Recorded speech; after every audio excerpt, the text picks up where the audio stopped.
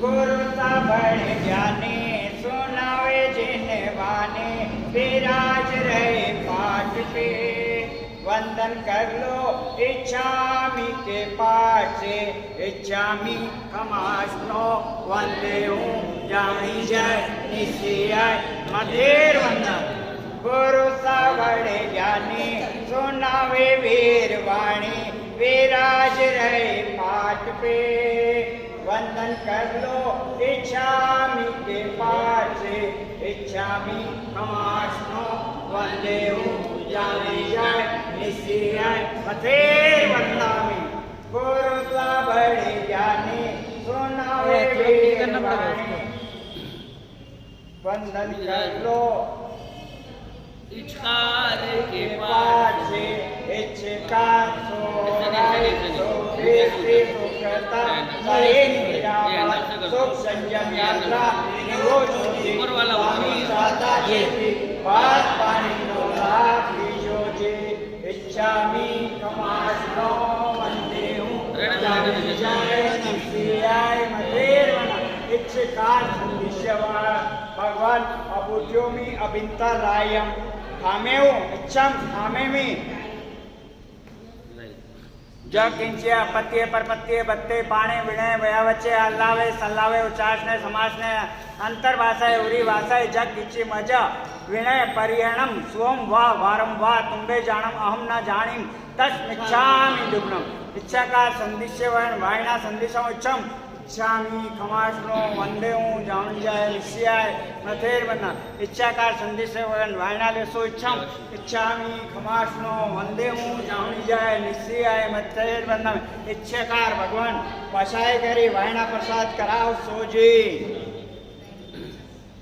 नमो हंतानम नमो सिद्धानम नमो आयर्यानाम नमो उवज्जायानाम नमो लोये सब साहुनाम एस्व पंचेन मुक्कारो सब पावापनासनो मंगलानंच सवेसिम पढ़मं हवै मंगलम मंगलम श्रीमदर्हंताम सिद्धाश्च मंगलम ममा मंगलम मुनयो नित्याम श्रीमंदरो मे मंगलम मंगलम भगवान वीरो मंगलम गौतम प्रभु मंगलम सुलिभद्राद्या जैन धर्मोस्तु मंगलम जगज्जंतु निस्तारणीयाने पात्रम समराम विश्राम संलीन चित्तम नतानेक नाकेन्द्र पादारविंदाम स्तुवे स्वामी श्रीमंधरम देवदेवम देवादिदेवम जिनराज देवाम सर्वारिष्टगुणासाय सर्वाभिष्टार्थदायिने सर्वलब्धिनिदानाय श्री गौतम स्वामिने नमः अज्ञानतिमिरन्दानां ज्ञानाञ्जनं शलाकया नेत्रम् उन्मीलितं येन तस्मै श्री गुरुवे नमः अध्यात्मज्ञानिनं धीरं योगीन्द्रं ब्रह्मचारिणां मुनीन्द्रं सार्व्यं वन्दे सुरीन्द्रं बुद्धिसागरं सुरीन्द्रं कैलाससागरं सुरीन्द्रं सुबोधसागरं सुरीन्द्रं मनोहरकीर्तिसागरं सुरीन्द्रम् आनन्दसागरं सुरीन्द्रं दौलतसागरं सुरीन्द्रं नवरत्नसागरं सुरीन्द्रं विश्वरत्नसागरं चरणाम्बुजे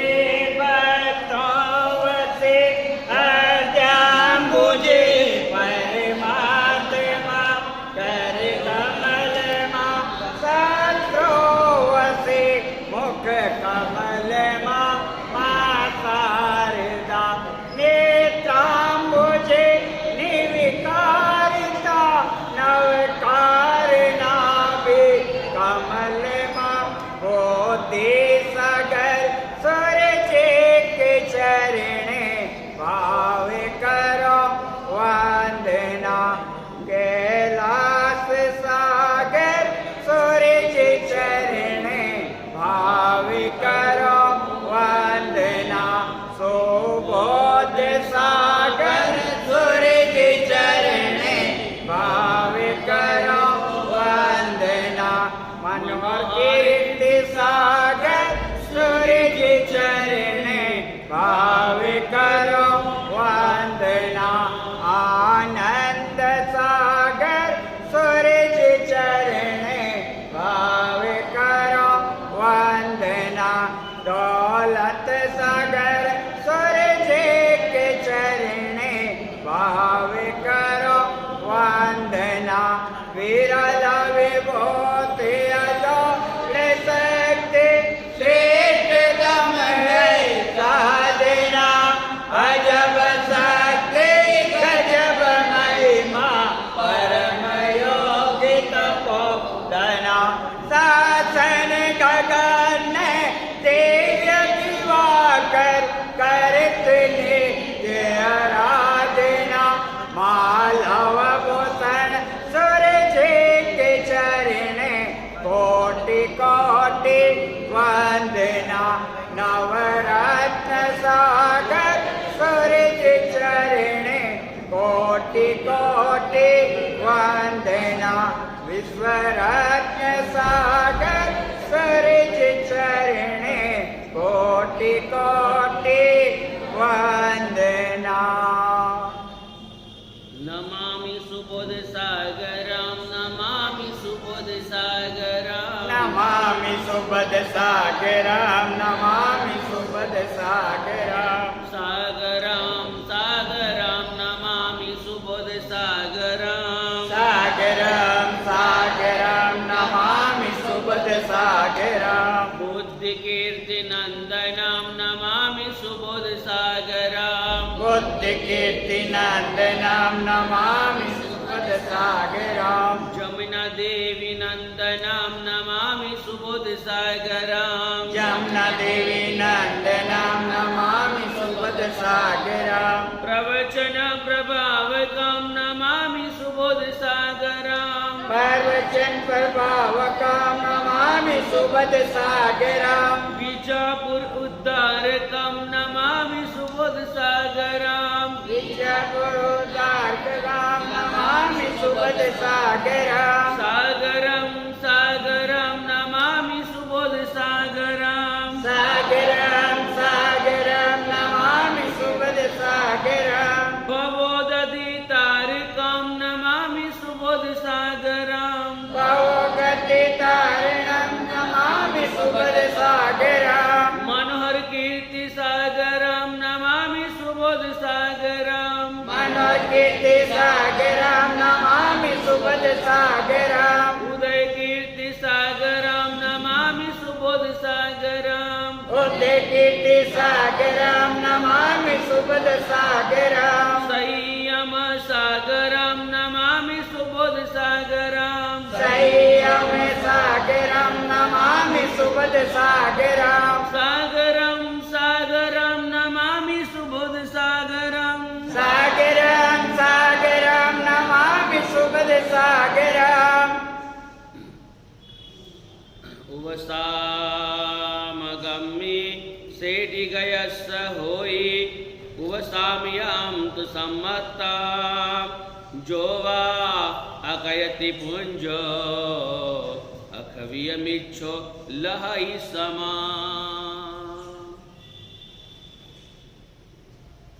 अनंत उपकारी शास्त्रकार महर्षि विजय लक्ष्मी सुरेश्वर जी महाराजा इस उपदेश प्रसाद ग्रंथ के माध्यम से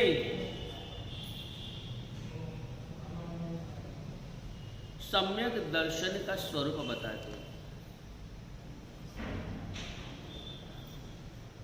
3 प्रकार के सम्यक दर्शन बताए।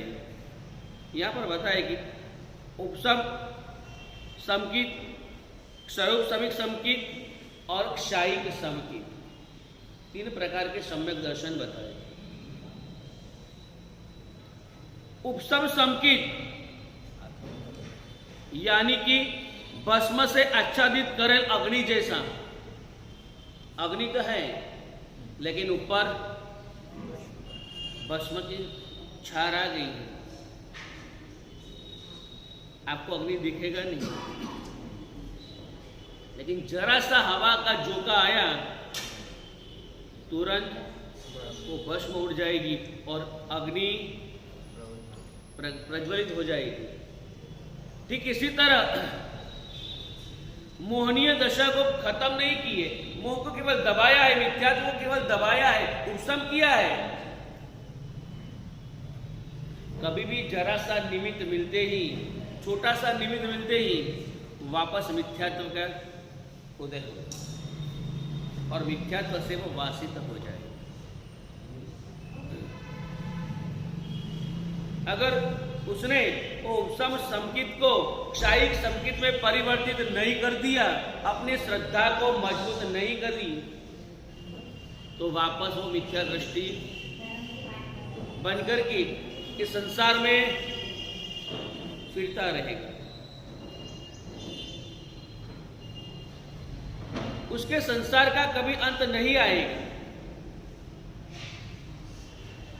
इसलिए यहां पर बताया कि मिथ्यात्व, मोहनीय और अनंतानुबंधी क्रोध, मान, माया और लोभ, ये अनंतानुबंधी जो कषाय की चौकड़ी है, इनको पूरी तरह से खत्म कर देंगे। कषाय को केवल दबाया है, क्या होगा? गुस्सा शांत नहीं हुआ, गुस्सा तो है, लेकिन कुछ कारणवशात आप शांत और खामोश बैठे हैं। कभी भी छोटा सा निमित्त मिले और वापस गुस्सा आ जाए, कषाय के अधीन हो जाए। ठीक इसी तरह यहां पर कहा गया कि अनंतानुबंधी क्रोध, मान, माया और लोभ,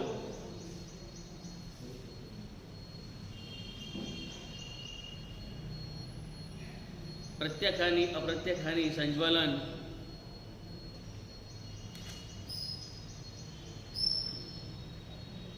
कर्म बांधने की स्थिति भी है, और वो विपाक उदय जब पूर्ण होता है तब वह कर्म ठीक आपने किस अध्यवसाय से वो कर्म बांधे। इसीलिए तो सुबह और शाम का प्रतिक्रमण बताया, दोनों टाइम उभयटंक प्रतिक्रमण बताया। क्यों बताया? कि अगर सुबह में कुछ कषाय आ गए, शाम को उसका प्रतिक्रमण कर दिया, बात खत्म हो गई। वहीं पर इस कर्म से छुटकारा आपको मिल गया, क्योंकि पश्चाताप में, प्रायश्चित में इतनी ताकत है। पश्चाताप में जब आंसू बहाते हैं, उस आंसू में सारे कर्म धुल जाते हैं। लेकिन पछतावा हृदय से होना चाहिए, केवल दिखावे का नहीं। क्रिया भी करते, क्षमा याचना भी करते हैं, तो कभी कभार केवल दिखावे का करते हैं, ऐसा नहीं। अंतर मन से उसको माफ कर देना है, उसको क्षमा दे देनी। सुबह संसार में है, कर्म के अधीन है, किसी से कुछ बोलाचाली हो भी गई, किसी को कुछ अनसुनी कहनी पड़ी,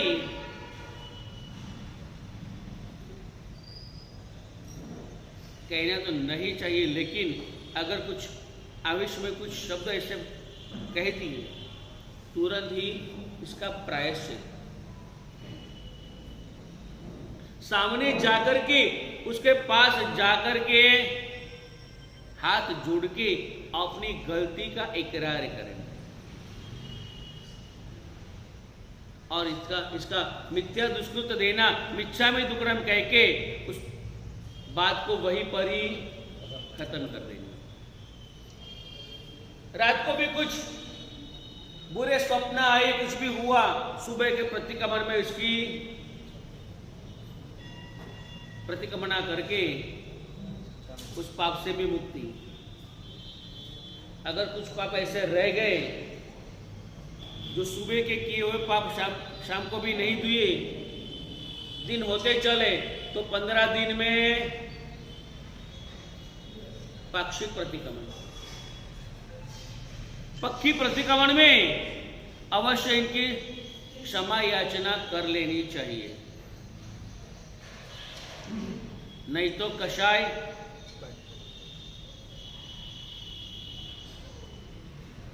प्रत्येक हानि अप्रत्यक्ष हानि संज्वलन इस तरह से स्टेप बाय स्टेप बढ़ती जाएंगी और अनंतानुबंधी में अगर वो चला गया, 15 दिन में आपने क्षमा याचना नहीं की तो कर्मबंध होना शुरू हो जाएगा। अगर 15 दिन में भी नहीं की तो कितने चांस परमात्मा ने दिए? फिर 4 महीने चौमासी प्रतिक्रमण, 3 चातुर्मासी है, कार्तिक चौमासी, फाल्गुन चौमासी और आषाढ़ चौमासी। तीनों में से 4 महीने चौमासी प्रतिक्रमण में क्षमा याचना कर लो, और अगर वो भी नहीं हुआ तो लास्ट चांस कौन सा? संवत्सरी। उस दिन तो अवश्य पूरे साल में जिन जिनके साथ आप तो क्षमा याचना करने जाते हो तो भी किसकी क्षमा याचना करते हो? जमाई साथी, जिसके साथ कुछ कड़वाहट इनके संबंध में नहीं हुई है, इनके पास जाकर के क्षमा याचना करते हैं। क्षमा याचना का महत्व क्या है? इसका अर्थ क्या है? जिनके साथ आपको वैर की जो गांठ बंधी है उसे तोड़िए, जिससे भी जिनके जिनके साथ कषाय हुए हैं उनके पास जाकर के कर्म की क्षमा याचना करना।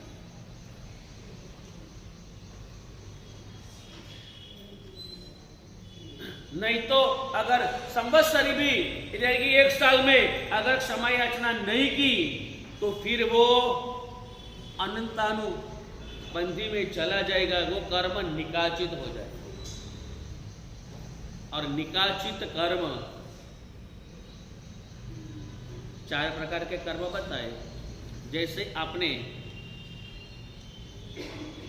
चौक से कुछ स्लेट वगैरह में, बोर्ड वगैरह में कुछ लिखा,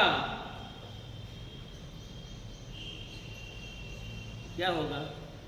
तुरंत ही जरा सा प्रयत्न किया और वो मिट गया। दूसरा, आपने पेंसिल से कुछ लिखा तो रबड़ लेकर के उसको मिटाया, यानी कि पहले से थोड़ा सा ज्यादा पुरुषार्थ किया तो वो मिट गया। तीसरे नंबर का आपने पेन से लिखा है, ज्यादा पुरुषार्थ करोगे तभी वो मिटेगा। और पत्थर की लकीर,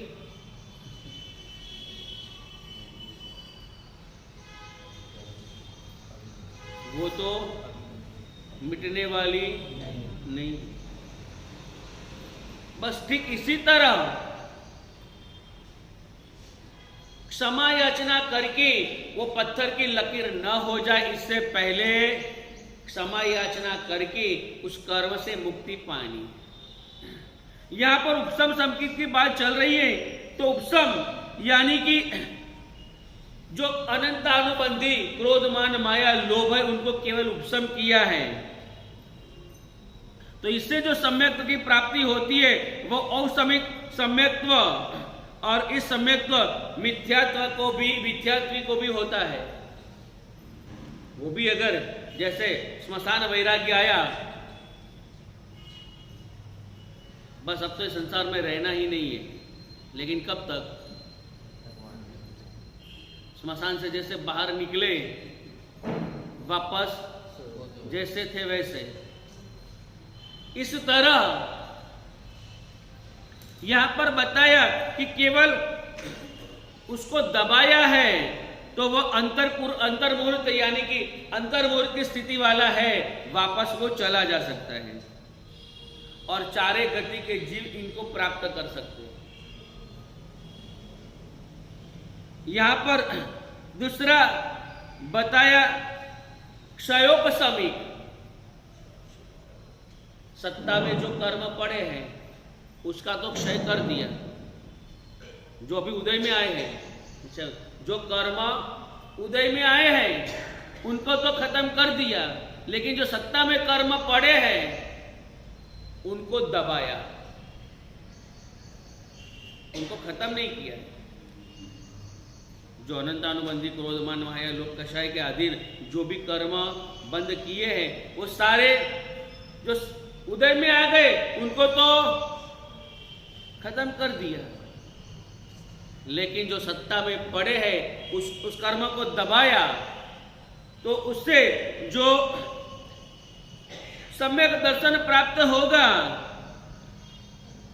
वो उपशम संकित, वो यह संकित 66 सागरोपम की स्थिति तक रहता है।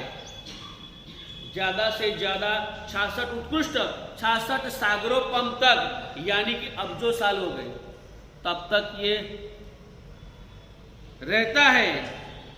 लेकिन वहां पर भी अगर सावधानी नहीं रखी, इतने काल में आपको समय मिला है उसमें आपको उस सम्यक्त्व को दृढ़ करके शायिक में परिवर्तित करना है। 66 सागरोपम तक का काल मिला है, तो उस काल में आपको अपनी श्रद्धा को परमात्मा के वचनों प्रति दृढ़ करना है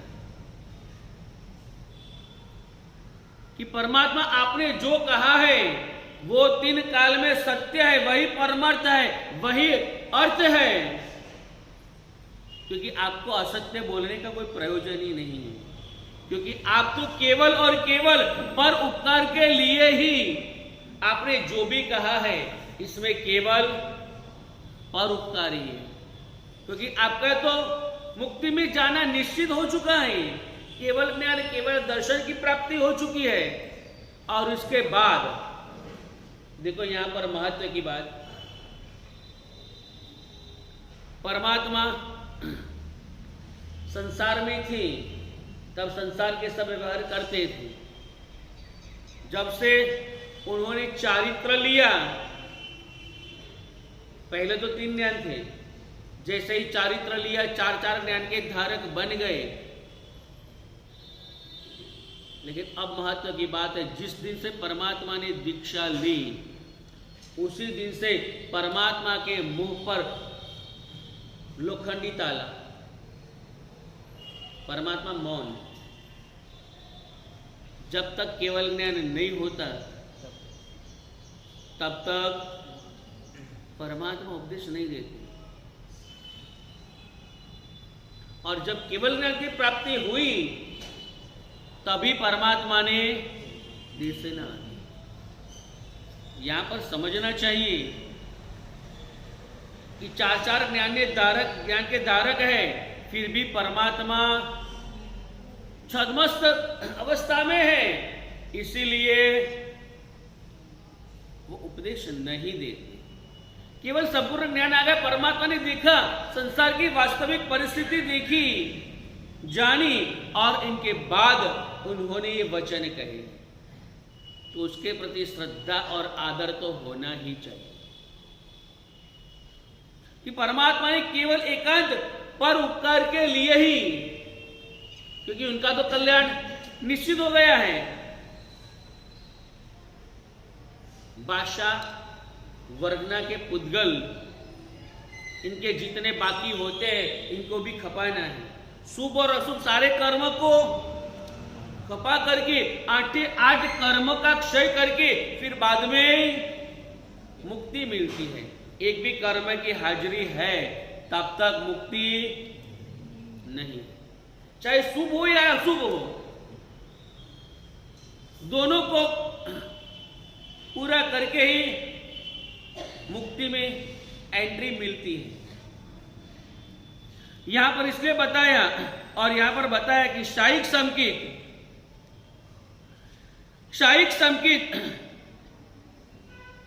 मोह की मिथ्यात्व, सम्यक्त मोहनीय, मिश्र मोहनीय, मिथ्यात्व मोहनीय, ये सारे और अनंतानुबंधी 4 कषाय, ये सातों प्रकृति का निर्बल मुंह से वो क्षय करता है। सम्यक्त मोहनीय, मिश्र मोहनीय और मिथ्यात्व मोहनीय, ये 3 और अनंतानुबंधी क्रोध, मान, माया और लोभ, ये चारों को, ये सातों को प्रकृति का निर्मल नाश, तभी ही क्षायिक सम्यक्त्व प्राप्त होता है। मोह का जरा सा भी अंश वहां पर नहीं, केवल परमात्मा के प्रति, परमात्मा के तत्व के सिवा और किसी को भी स्थान नहीं। और आप क्या करते हैं? मैंने पहले भी कहा, सुलसा का दृष्टांत मैंने आपको सुनाया कि साक्षात 25वें तीर्थंकर की रिद्धि विकुरी अंबड़ने, फिर भी सुलसा, ये मेरे परमात्मा ने कहा है तीर्थंकर 24 है तो 24 ही है। इसमें चाहे सामने भी दिखता हो तो भी वो, आप तो समझ गए क्या कहेंगे, मेरे साथ सामने दिखता है, आप तो केवल पुस्तक की बात कर रहे हैं और हम तो सामने देख रहे हैं। फिर वहां पर कहीं भी जाओ, अच्छा लेना है, जब तक सार ग्रहण करो तब तक बात अलग है, लेकिन सार ग्रहण करने में जरा सी भी इनके प्रति राग आ गया, ये अच्छा है, इतना भी मन में भाव आ गया, अच्छा स्वीकार है ना, नहीं, लेकिन ये सच्चा है, ये भी सच्चा है और ये भी सच्चा है, अगर ये मान्यता आ गई तो वहां पर मिथ्यात्व आ गया। क्योंकि परमात्मा ने जो कहा है वही सत्य है, इसके सिवा बाकी सब मिथ्या है, ये भाव में आए। इसलिए यहां पर कहा कि क्षायिक संकित सादी अनंत स्थिति वाला, सादी यानी कि आदि तो है लेकिन जिसका अंत नहीं है, सादी यानी कि जिसका शुरुआत है, सम्यक दर्शन प्राप्ति की शुरुआत, आप जैसे ही ये 7 प्रकृति का क्षय किया तुरंत ही यानी कि शुरुआत हो गई, तो सादी अनंत है, यानी कि एक बार आने के बाद वह कभी जाता नहीं। ऐसा क्षायिक संकित के धनी श्रेणिक ने बहुश्रुत न होने के बावजूद भी और चारित्र अचारित्र्य होने के बावजूद भी, इनके जीवन में चारित्र नहीं था, फिर भी उन्होंने तीर्थंकर नाम कर्म निकाचित किया। वो केवल और केवल परमात्मा की भक्ति से की। अनाथि मुनि को मैंने कहा था कि मुनिवर को श्रेणिक ने देखा, उपवन में टहल रहे थे और वहां पर एक वृक्ष के नीचे मुनिवर खड़े थे। मुनिवर को देखते ही श्रेणिक के मन में विचार आया, इसने सारा संसार छोड़ करके, ये सारा सुख छोड़ करके ये कष्ट का मार्ग क्यों लिया? क्या हुआ होगा उनके जीवन में? ऐसी कोई दुखद घटना ऐसी बनी होगी जिसके कारण इसने ये संसार का त्याग कर दिया। श्रेणिक खड़ा है सामने, मुनिवर ने देखा कोई सामने अपना कौशल पूर्ण किया और जैसे इस श्रेणिक के सामने देखा, तुरंत इस श्रेणिक ने अपनी औपचारिकता वंदन करके मुनि भगवंत को पूछा कि आपने इस भर यौवनी में यह संसार का त्याग क्यों किया? ऐसी क्या दुखद घटना आपके जीवन में बनी? मुनिवर ने भी श्रेणी का कहने का, उसका पूछने का जो तरीका था, इससे इस श्रेणी को मां बनी। और तुरंत मुनिवर ने कहा, राजन, मैं अनाथ था, मेरा कोई नाथ नहीं था, इसलिए मैंने ये मार्ग स्वीकारा। तुरंत ही श्रेणिक बोला, अरे इतनी सी बात है, आ जाओ मेरे महल में, आज से मैं आपका नाथ।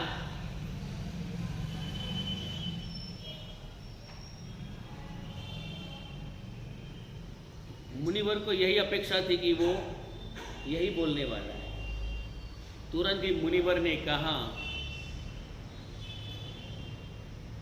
आप मेरे नाथ बनने के लिए तैयार हो गए हो, लेकिन अपनी जात से पूछो, आप भी खुद नाथ हो या अनाथ हो? राजन, आप खुद ही अनाथ हो, मेरे क्या नाथ बनोगे?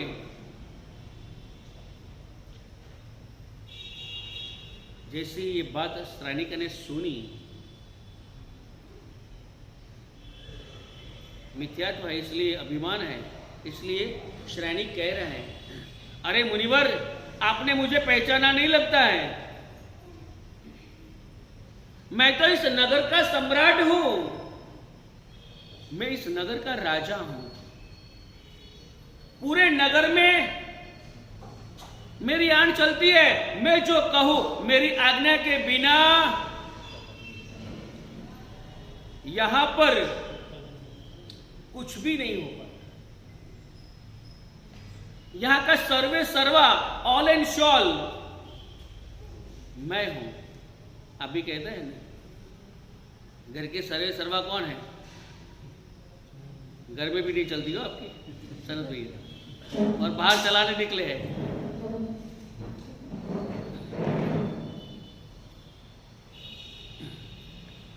श्रेणिक ने कहा, मुझे आपने पहचाना नहीं, मैं तो इस नगर का सम्राट हूं।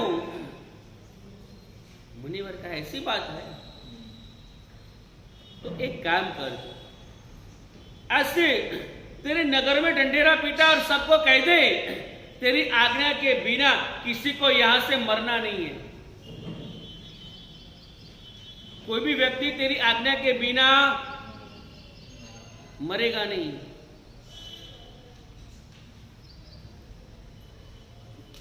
श्रेणिक ने कहा, मुनिवर कैसी बात कर रहे हो, ये तो मेरे बस की बात नहीं। मुनिवर ने, कभी तू ही कह रहा था, आप ही कह रहे थे कि पूरी मेरी जो सीमाएं है नगर की, उसमें सारा मेरा ही बस चलता है, मेरी आज्ञा के बिना यहां पर कुछ नहीं होता। और इतने में मुकर गया।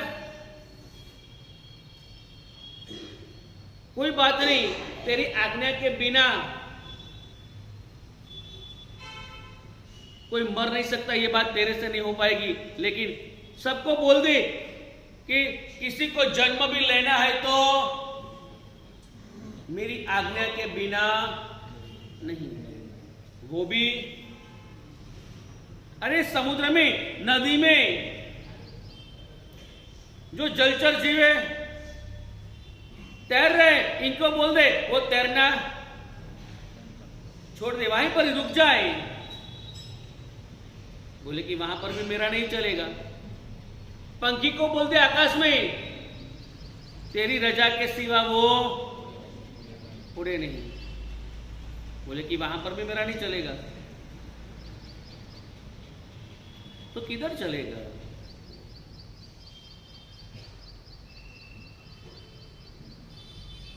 बोले कि तेरी जात पर भी तेरा अंकुश नहीं है, तेरे हृदय को कह दे धड़कना बंद कर दे, इसके हाथ में है नहीं। जो खुद के पर काबू नहीं है और जगत के ऊपर राज करने के लिए तो निकला है। मैं भी इस कौशाम्बी नगरी की धनाढ्य श्रेष्ठी का मैं पुत्र था और घर में दो साहिबी थी, किसी भी बात की कमी नहीं थी। सारे सेवक सेवा में हाजिर थे।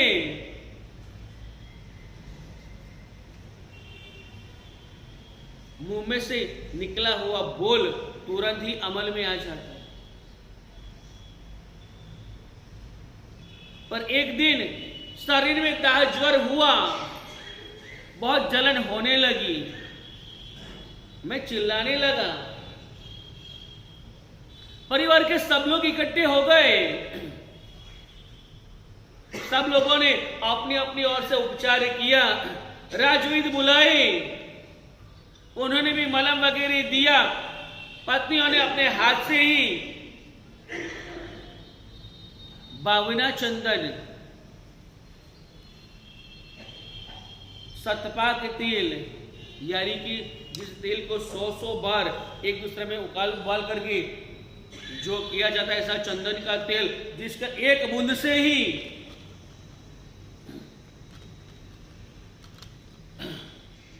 यहां पर एक बूंद गिरे, तुरंत ही वहां पर शीतलता ही शीतलता, ऐसी चंदन की तेल से, बावना चंदन से लेप हो रहा है, मालिश हो रही है, फिर भी वो दाहजर शांत नहीं हो रहा।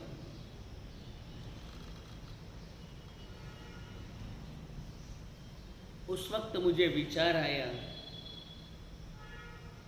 कि परमात्मा आपकी कृपा से और आपका आशीर्वाद से अगर मेरा जो दाहजर शांत हो जाए तो मैं सीधा यहां से मैं आपके पास आऊंगा, मैं चारित्र लूंगा। चारित्र लेने की भावना थी। जो मुझे वेदना उपसमे तो लव संयम भार। केवल वहां पर बैठे बैठे विचार किया कि मेरे दाहजर शांत नहीं हो रहा है। परमात्मा यदि जो मेरा दाहजर ज्वर शांत हो गया तो मैं चारित्र लूंगा। केवल यही भावना, यही विचार, और तुरंत मेरी वेदना शांत हो गई।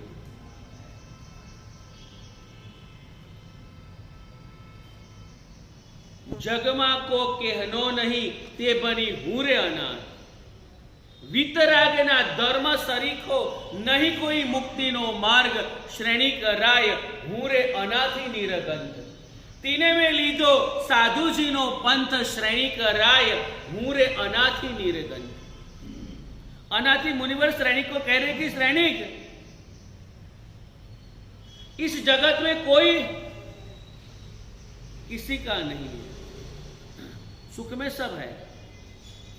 कहते हैं ना, सुख में सब साथी, दुख में न कोई। जब कर्म का उदय आया तभी कोई व्यक्ति इनकी मदद पर नहीं आए। परमात्मा ने पर जब दीक्षा ली और पहला उपसर्ग गोवाल का हुआ और तुरंत इंद्र आया और इंद्र ने कहा, भगवान आपको 12.5 साल तक गौर उपसर्ग होने वाले हैं, आप यदि आज्ञा दे तो मैं आपकी सेवा में आपके साथ रहूं। परमात्मा ने क्या कहा, हे इंद्र, कभी ऐसा हुआ नहीं है कि किसी तीर्थंकर ने किसी दूसरे की सहाय से अपने कर्म की निर्जरा की हो। अपने की कर्म की निर्जरा तो खुद को ही करनी है, मेरे कर्म है वो मुझे ही भुगतना है, किसी की सहाय नहीं। कि किसी तरह अनाथी मुनिवर श्रेणी को कहते हैं कि श्रेणी वितराग परमात्मा के धर्म के सिवा इस जीव को कोई आलंबन नहीं है। वितराग परमात्मा का धर्म जिसने आत्मसात किया है, वह चाहे कैसी भी परिस्थिति आए अपनी मन स्थिति नहीं बदलता है। वह कभी आत्मध्यान और रौद्र ध्यान नहीं करता है, वो वास्तविकता का स्वीकार कर लेता है। मैंने कई ऐसे देखे हैं कैंसर जैसी भयंकर बीमारी की अतिशय वेदना में भी इनके मुख पर इतनी प्रसन्नता और केवल परमात्मा का नाम।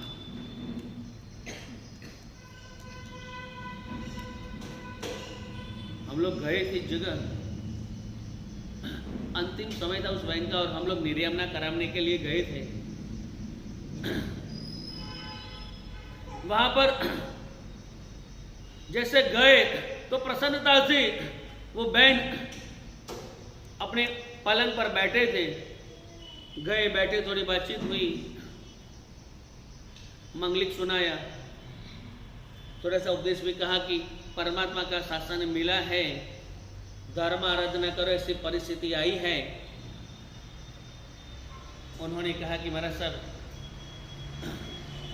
परमात्मा के वचनों को मैंने आत्मसात किया है, परमात्मा की हर हमेश वाणी मैंने सुनी है, और इसमें एक ही बात सुनी है कि कर्म के उदय, जो कर्म करते वक्त सोचा नहीं था तो अब उसके उदय में क्यों सोचा। इस परिस्थिति को मैंने स्वीकार कर ली है। ऐसे भयंकर वेदना में भी इनकी मुख की प्रसन्नता देखी, मंगलिक सुनाए, और जैसे हम निकलने लगे तभी इनके आंखों में आंसू बहने लगे। हम वापस आए और कहा कि इनकी आपकी इतनी अच्छी सोच, आपका अच्छा विचार, आपने धर्म भी समझा है, और अभी आपके आंख में आंसू। तब उन्होंने बात बताई कि महाराज साहब, ये वेदना है, इसका आंसू नहीं है। मैं चारित्र नहीं ले पाई हूं, इसकी मुझे वेदना है। मुझे डंक एक ही बात है कि मैं चारित्र नहीं ले सकती। अंदर समय में भी इनकी भावना क्या है, उनको दर्द जो सताता है उसकी वेदना, उसके आंसू नहीं थे। आंसू उस बात के थे कि इस संसारी वेश में मुझे ये काया छोड़नी पड़ेगी, ये देह मुझे छोड़ना पड़ेगा। मनुष्य जन्म मिला और चारित्र में नहीं ले पाई, मेरा कितना कम नसीब है। आंसू इनके हैं। ये दर्द मुझे परेशान नहीं कर रहा है, मुझे तो ये बात परेशान कर रही है कि इतना मनुष्य जन्म मिला और मेरा पुरुषार्थ कम पड़ा, मेरे भाग्य में चारित्र उदय में नहीं आए। बार बार वही डंक है, और इसी बात को लेकर ही मैं आंसू बहाती हूं। आपको तो जरा से भी खरोच आई, तुरंत जरा सा दुख आया तुरंत रोने बैठ जाएंगे। इतनी कैंसर की भयंकर वेदना के बीच में उनको दर्द किस बात का सताता है, मैं चारित्र नहीं लेता। ठीक इसी तरह अनादि मुनिवर ने कहा कि श्रेणिक परमात्मा की धर्म जैसा, परमात्मा के वचन जैसा इस दुनिया में और कोई सार नहीं है, और इसीलिए मैंने ये परमात्मा का मार्ग का स्वीकार किया है। कोई दुख नहीं था, दुख से डरकर नहीं, और जन्म से डरकर, अनंत भव ब्रह्मणा से डरकर मैंने ये चारित्र लिया है। इनकी बात सुनकर के श्रानिक ने सोचा कि मैं जो सोच रहा था वही मेरी गलत फहमी थी। वहां पर इनका मिथ्यात्व, अनादि मुनिवर की बात सुनते सुनते ही इनका मिथ्यात्व टल गया और सम्यक दर्शन में वो दृढ़ बन गए। फिर कैसा यूटर्न, फिर तो श्रेणिक ने परमात्मा के प्रति कितना अहोभाव, मन में जो भी शंका होती तुरंत किसको पूछने दौड़ जाते हैं, परमात्मा को। और परमात्मा जो कहते उसका केवल स्वीकार। ऐसी दशा लानी है, परमात्मा के प्रति श्रद्धा लानी है, शायिक सम्यक्त्व प्राप्त करना है। यदि उसको मजबूत करना है तो परमात्मा के वचनों प्रति आदर लाना होगा। जय इच्छा परम पयम अहवा कित्तिम सुवित्थडम भुवने ताते लुक्को धरने जिन वयने आयरम पुनः। नंदीसेन मुनिवर ने भी अजित शांति स्तोत्र की अंतिम गाथा में कहा कि जय इच्छा परम पयम, जो अगर तुझे परम पद की प्राप्ति करने की इच्छा है, अहवा कित्तिम सुवित्थडम भुवने, या तो तुझे इस श्लोक में भी नामना कामना की पड़ी है, कीर्ति की पड़ी है, तुझे यही इच्छा हो कि मेरे नामना दसों दिशा में फैलाए, ये लोग के सुख की भी बात की, केवल परलोक की बात नहीं। अहवा कित्तिम सुवित्थडम भुवने, तेरी कीर्ति भी दसों दिशा में फैल सकती है। ताते लुक धरने जिन वयने आयरम, तो तुझे परमात्मा के वचनों के शरण जाना होगा। जो परमात्मा के वचनों के शरण जाता है, परमात्मा के वचनों को जो आत्मसात करता है, उसकी कीर्ति इस लोक में तो दसे दिशा में फैलती है और परंपराएं वो शाश्वत सुख का भी भोक्ता बनता है। तो अपन भी परमात्मा के वचनों प्रति श्रद्धा और विश्वास लाए और इनको आत्मसात करने का प्रयत्न करें। इतना कहने में परमात्मा की आज्ञा में तो कुछ कहा गया हो तो सकल संग समस्त त्रिविधम इच्छामि दुक्कडम। आज दो बात महत्व की भी कहनी है। हमारे नरेंद्र भैया आपको यहाँ से बार बार कहते हैं, संघ के जितने भी सदस्य हैं और नए भी जो सदस्य बने हैं, उनको केवल साल का जो लागत देना है वो तो आपको आकर ही आपकी फर्ज है। आप इस संघ से जुड़े हैं तो आपकी फर्ज बनती है कि कम से कम एक दिन का 1 रुपया यानी कि 365 रुपया ही रखा है, ज़्यादा तो नहीं है। तो साल में इतना तो दे सकते हैं। तो जिनका भी बाकी है उसे बार बार कहना उचित नहीं है। वो अपनी फर्ज समझ करके, जो भी व्यक्ति बाकी है, केवल आज शाम तक सकल श्री संघ के जितने भी सदस्य हैं और यहाँ पे जितने बैठे इनके तो कंप्लीट हो जाने चाहिए कि मेरी फर्ज है, मैं सामने से आकर के ये मेरा सदस्यता का जो लागा है वो मैं देता हूं। और दूसरे महत्व की बात बतानी है जो मेरे ध्यान में आई है। कई लोग ऐसे हैं जो बोलियां बोलते हैं और उसके बाद जैसे ही आपने वो आदेश लिया, पहले नंबर में तो पहले पैसा देना, फिर बाद में ही अपना नाम बोलना।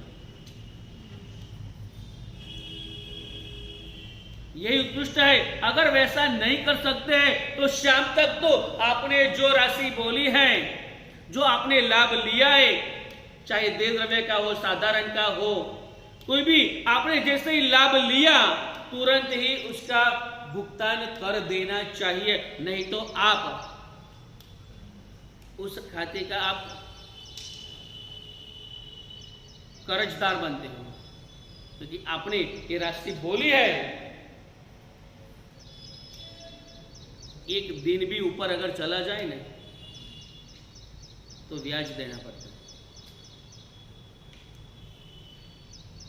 तो जिनका भी अगर चढ़ावे की बोली बोले हो और अगर पैसा देना बाकी है तो उनको जल्दी से जल्दी ये भुगतान कर देना चाहिए, ताकि देव द्रव्य का या किसी भी खाते का दोषित न बने।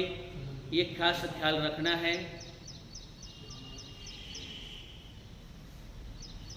अभी विक्रम चरित्र में शालिभद्र और ममन सेठ की बात चल रही थी। दान देने की बात आई तो दोनों के मन के भाव समान थे। किसी को दे करके खाओ, जैसे ही संगम ने देखा मुनिवर को, भाव से वो अपनी कुटिया में ले गया और जो रो करके मां से जिद करके जो खीर बनाई थी मां ने थाली में परोसी थी, सीधे थाली उठाई और सारी थाली की खीर गुरु भगवंत के पात्रे में बहरा दी।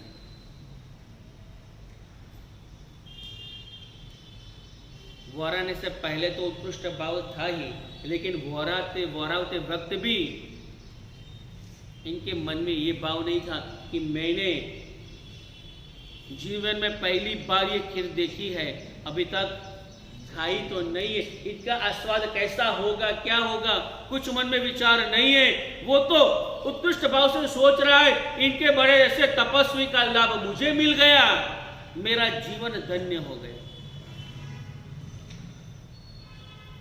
उत्कृष्ट भाव से सारी खीर बहरा दी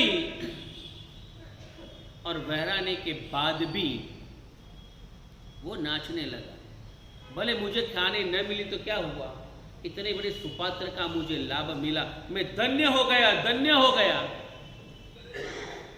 वराने से पहले, वरावते समय और बहराने के बाद भी इसके मुख पर केवल प्रसन्नता है, उनको नहीं मिली, इनका जरा सा रंज नहीं है, वो तो केवल आनंद से नाच रहा है और आज मेरा जीवन सफल हो गया।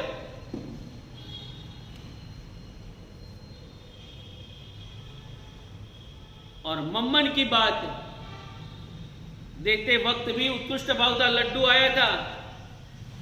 गुरु भगवंत आए, गुरु भगवंत को लड्डू बाबा है कि और तो कुछ नहीं, ये लड्डू है, मैं गुरु भगवंत को बहरा, उत्कृष्ट भाव से बहराया। गुरु भगवंत की धर्मला कह के बाहर गए और एक मित्र अंदर आया और मित्र ने कहा, आज प्रभावना में जो लड्डू मिला था इतना बढ़िया था, इतना बढ़िया था। अभी यहाँ से संकेश्वर जी जाते, पालिताना जी जाते, वापस आते और यहाँ पे आके क्या कहते, वहाँ पर भोजनशाला की क्या अच्छी भाखरी बनी थी, मुंह में रखकर ही वो पिघल गई। प्रशंसा किसकी की? गए थे कहाँ? तीर्थ स्थान में उतरते ही अब पहले कहाँ जाओगे? गए संकेश्वर जी, फिर भी उतरते ही जैसे ही गाड़ी में से उतरे, भोजनशाला किधर है, धर्मशाला किधर है, वहां की व्यवस्था क्या है? बाद में भगवान नहीं, गए किसके लिए? भगवान के लिए। तो केवल और केवल परमात्मा ही दृष्टि में होने चाहिए। इसी तरह उस मित्र ने उस लड्डू की इतनी प्रशंसा की, उसने कहा कि मैंने तो वो लड्डू गुरु भगवंत को बहरा दिया।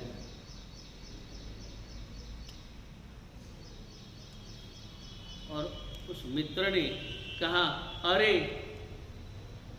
थोड़ा सा तो रख लेना चाहिए, कितनी की सुगंध थी, क्या था, इतनी प्रशंसा करता है। कान में से ये बात दिल में उतरी और सोचा कि बात तो इनकी सही है। जो जिस बर्तन में रखा था वो बर्तन लेकर के सूंघने लगा। अरे इतनी अच्छी सुगंध आ रही है, तो वो लड्डू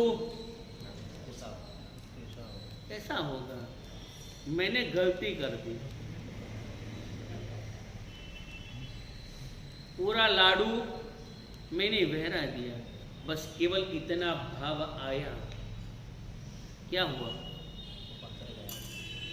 दान के प्रभाव से दोनों को समान संपत्ति मिली है। जैसे शालिभद्रों को भी मिली है, तो मम्मन को कम संपत्ति नहीं मिली है। चेलेना और श्रेणिक दोनों गवाक्ष में बैठे हैं। बारिश का मौसम था, मध्य रात्रि का समय है, अमास की रात है, मध्य रात्रि है और भयंकर तेज बारिश हो रही है, नदी में भी बाढ़ आई है और जरा सी बिजली का प्रकाश हुआ और चेलना ने देखा तो ऐसी स्थिति में कोई व्यक्ति, बाढ़ आई और बाढ़ में जो नदी किनारे जो वृक्ष है वो उखड़ जाते और उसकी जो लकड़ियां बड़ी बड़ी वो नदी में वो पानी के साथ बहती हुई आती है। वहां पर एक आदमी ऐसी ऐसी लकड़ियों को पकड़ करके बाहर खींच करके इकट्ठी कर रहा है। ये दृश्य चेलना ने देखा और तुरंत सैनिक को कहा, राजन, आप इस राज्य के योग्य नहीं हो। चेलना ने क्या कहा? आप इस राज्य की राजा बनने के काबिल नहीं हो। सैनिक चौंक उठा। चेलना ये कह रही, क्या बात है? बोले कि केवल अपने सुख का ही विचार, प्रजा का, जिस राजा के अंदर सुख का विचार न हो वो राजा बनने के काबिल नहीं है। सैनिक ने कहा, मेरे नगर में मैं गुप्तचर्य जाकर भी, गुप्त वेश परिवर्तन करके भी मैं देखता हूं, मेरे सब नगरजनों को भी आदेश से किसी को किसी भी प्रकार का दुख हो तो मुझे आके बताए। उनके सारे दुख दूर करने के लिए मैं हमेशा तत्पर रहता हूं। अभय कुमार जैसे मंत्री है, मेरे नगर में से दुख शब्द ही डिलीट हो गया है, कोई भी व्यक्ति दुखी नहीं है। और आप कह रहे हैं, राजन, आप अपनी आंखों से ही देखो,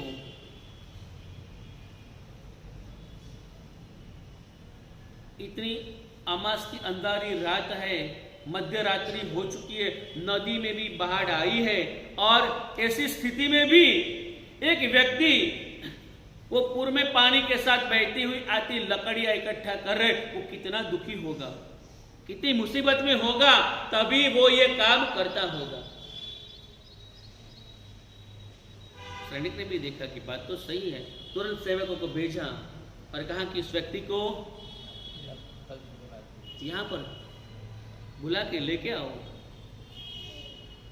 सैनिक गए और उस व्यक्ति को लेकर के आए कि भाई, आपको क्या दिक्कत है, क्या मुसीबत है, जो भी है वो मुझे बताओ। उसने कहा, मेरे घर में 2 बैल है, 2 बैल में से एक बैल का केवल एक सींग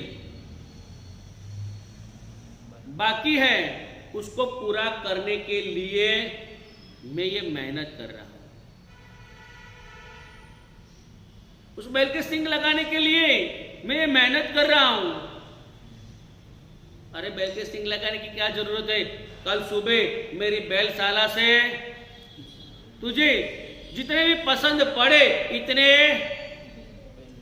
मेरी बैलशाला में अच्छे अच्छे और शुभ चिन्ह सूचित सब बैल है, लक्षण वाले बैल हैं। इनमें से तुझे जो भी पसंद पड़े वो बैल ले ले। सुबह वो बैलशाला में गया, इधर उधर देखा, एक भी बैल इनको पसंद नहीं आया। बैलशाला के जो मालिक था उन्होंने आकर के राजा को कहा कि राजन, सारे बैल बताए लेकिन उसको तो एक भी बैल पसंद नहीं आया। सैनिक ने वापस उसको बोला कि भाई क्या बात है, मेरी बैलशाला में तो बहुत लक्षणवंते और चपल ऐसे बैल हैं, तुझे एक भी बैल पसंद नहीं आया? तो बोले कि ना, मुझे तो मेरे घर जैसा बैल है वैसा बैल चाहिए। सैनिक को आश्चर्य लगा, तो भाई इनके घर में कैसा बैल होगा? बोले क्या पधारो मेरे घर, और देख लो जैसा बैल है ऐसा मुझे बैल चाहिए। श्रैणिक अपने परिवार के साथ खुद उसके घर गया। घर में भी उसने आता सत्ता की, फिर वो बोहरे का दरवाजा खोला और श्रैणिक को लेकर के वो नीचे गया। वहां पर श्रैणिक ने क्या देखा, उसके ऊपर कपड़ा अच्छा देते जो कपड़ा ले लिया, उसका कवर हटा दिया। श्रैणिक की भी आंखें खुली ही खुली रह गई। ये क्या? श्रैणिक ने देखा दोनों बैल सोने के थे और कीमती कीमती रत्न जड़ित बैल थे। केवल एक बैल का सिंग रत्न चढ़ने का बाकी था और इतने रत्न इकट्ठे करने के लिए ये मेहनत करना पड़ी। और क्या खाता था? केवल तेल और चावल। खाता भी नहीं था और किसी को, क्योंकि दान में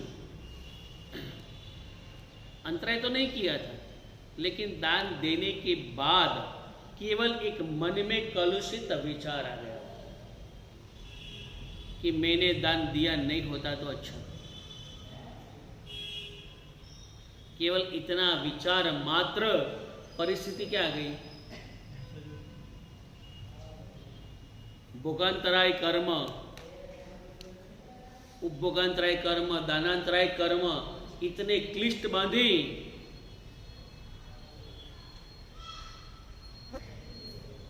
मोदी जी का भी वाक्य है ना, खाता भी नहीं हूं और खाने भी नहीं देता हूं। यहां पर तो मम्मन की भी यही हालत है। कुछ अपने जीवन में भुगतान भी नहीं किया है और किसी को दान भी नहीं किया है, केवल इकट्ठा करता गया। श्रैणिक ने देखा कैसी परिस्थिति, ऐसे रत्न तो मेरे भंडार में भी नहीं है। इतने कीमती रत्न इतने पास इनके पास है, फिर भी कैसी दशा में जीता है। और वहां पर देखो शालिभद्र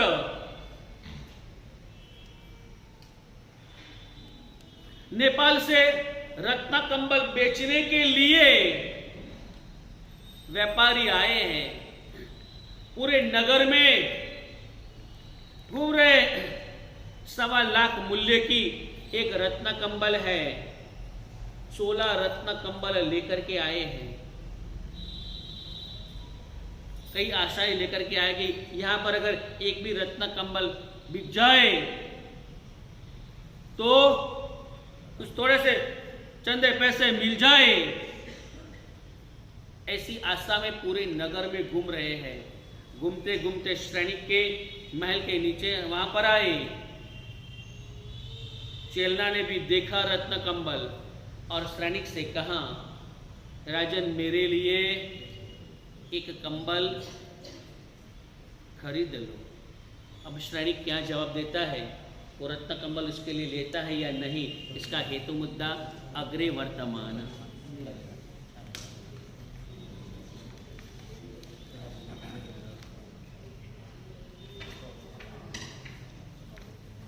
बोलिए शंखेश्वर पांचनाथ भगवान के, परम पूज्य गच्छाधिपति बुद्धि सागर सूची महाराज साहब के, जन जन की आस्था